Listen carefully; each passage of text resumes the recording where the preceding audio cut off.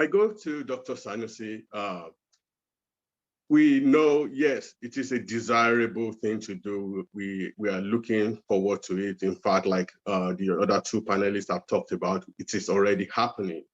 Are there factors that limit us, that limit the speed that by which we transition into renewables?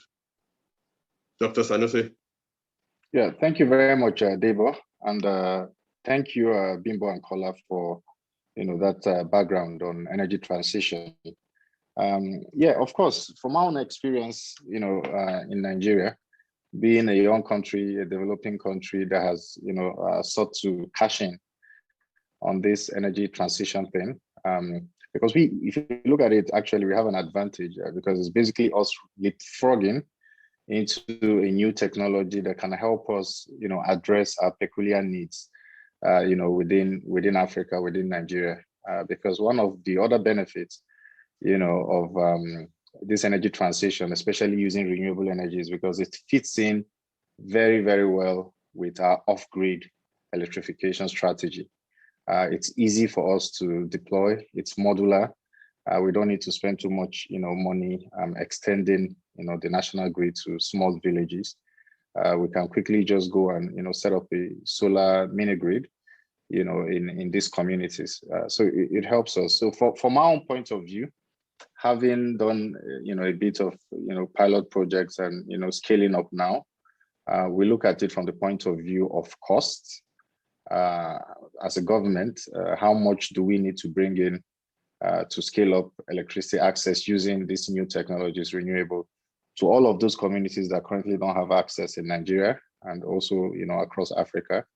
And how long will it take us? What sort of manpower in terms of, technical know-how, in terms of capacity, do we need to be able to scale up at that speed that we need?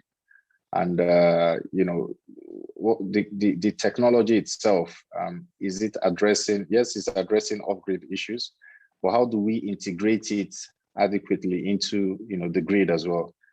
Because we still have issues of intermittency, of renewable energy, solar, in terms of, injecting it into the grid, which is a major problem, especially at the transmission level in Nigeria, which is an issue. And so for us in Nigeria, policy might not be that much of a problem. I think there are a lot of policies around encouraging renewable. It has been fully adopted, by the government in Nigeria. So how do we quickly scale up, and how do we get the money to scale up at the speed that we want?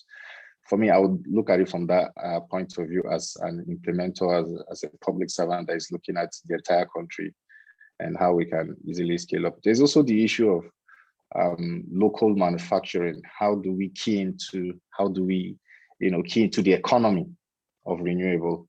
It definitely helps with creating jobs, also increasing incomes at local levels and then at manufacturing levels. So how do we encourage people to set up shop to manufacture lithium-ion batteries, for instance? We have a few doing solar panels already, but how do we increase the numbers? How do we get some of our local manufacturers as well to look into manufacturing all those other components, that comes with renewable? So for me, these are some of the challenges that we still grapple with in this energy transition. Thank you.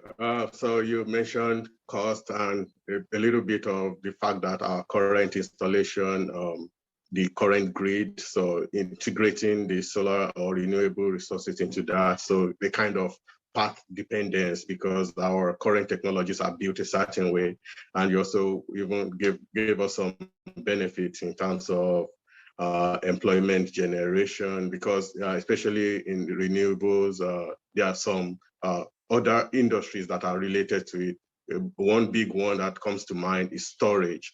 So because of the nature of the renewable resources, the way you do not necessarily consume them at the time that they are there. So energy storage is another an industry that depends or that comes along with it. So that's appreciated. Thank you, Dr. Sanusi.